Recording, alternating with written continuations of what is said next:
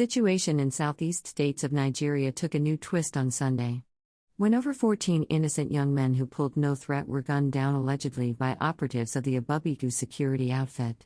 The young men were said to be returning from traditional marriage ceremony at Omama in Oru East local government area of Imo State when they were attacked and killed by the security operatives.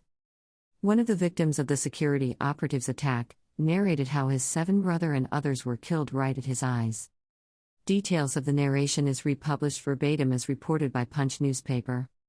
On Sunday, 14 youths who were returning from a traditional wedding at Omama in the Oru East local government area of Imo State were allegedly shot dead by the state-owned security operatives, Ebubeagu.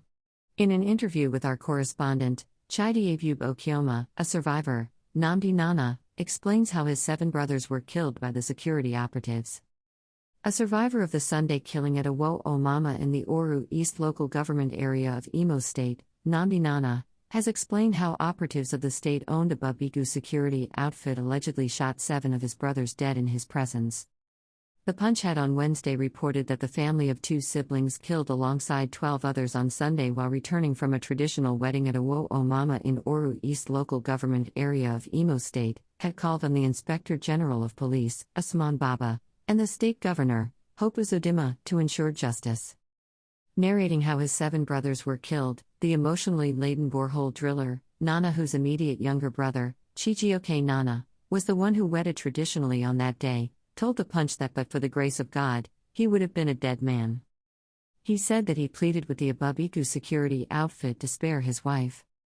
The father of 2 said that while the suspect shot dead his 6 brothers who were on 3 motorcycles ahead of him, he told his other brother who was driving him and another person to make a U-turn.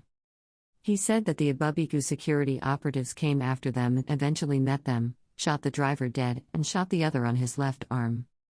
Nana said, "As we finished the traditional wedding ceremony, we set out to go in 4 motorcycles. 3 motorcycles were ahead of us while we drove behind. Before you could know it, the Ebubeagu people opened fire and killed the ones ahead of us. As I noticed that, I told the driver of our motorcycle to make a turnaround and the Ebubeagu people came after us. As we sped, we got to a road bump and fell down. They caught up with us and immediately shot dead the driver and shot the other person on his arm.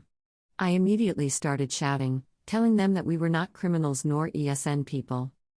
As they approached, I identified their leader and asked him not to kill me. One of them had already cocked his gun to shoot me, but he ordered him to stop. I was bundled into their operational vehicle, tied and blindfolded. They took me to their camp at Omama and locked me. I kept telling them that I was not a criminal, that my immediate younger brother did his traditional wedding and we were returning home from Omama. They then brought me out and asked me to take them to the venue of the traditional marriage. We went there and they equally took me to the compound of our traditional ruler and later brought me back to their camp where I spent the night. It was in the morning that they brought us out and asked us to start smiling that we were going home.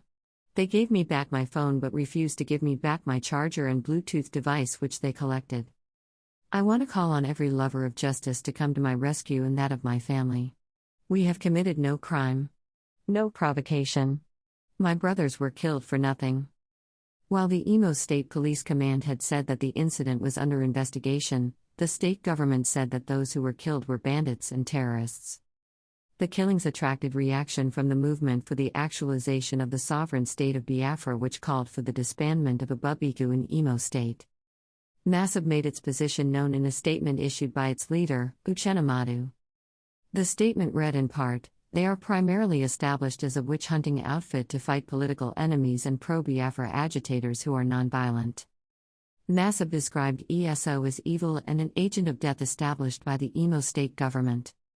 MASSIB warns Governor Uzodimma to immediately disband his ESO now or we shall see their activities in Biafra land as a declaration of internal war. The so-called ESO must cease their operation in Imo State now.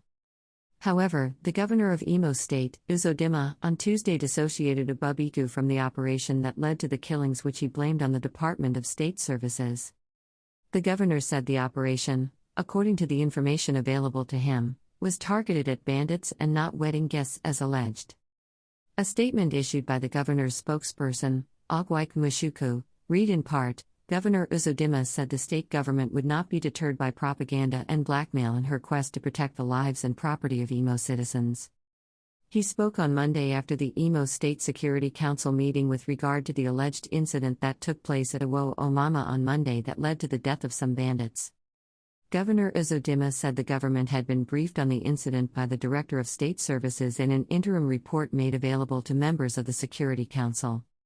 The governor added that the DSS director confirmed that his men carried out an operation in a camp at Omama with the assistance of their informant, and not at a wedding place as claimed by the youths, and that it was in the process that some bandits were neutralized.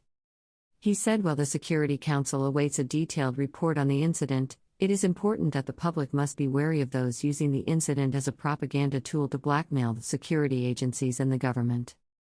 The Ebubeagu security outfit was established on April 11, 2021, following the burning of police stations, violent attacks on custodial centers with the unlawful release of inmates, and the killings of security personnel, natives, farmers and herdsmen in the southeast region. This was after a meeting attended by the governors of Anambra, Abia, Ebonyi, Imo and Enugu states. Also present at the meeting were Navy and Air Force commanders, the Inspector General of Police, Ahanis Ndigbo, and other stakeholders.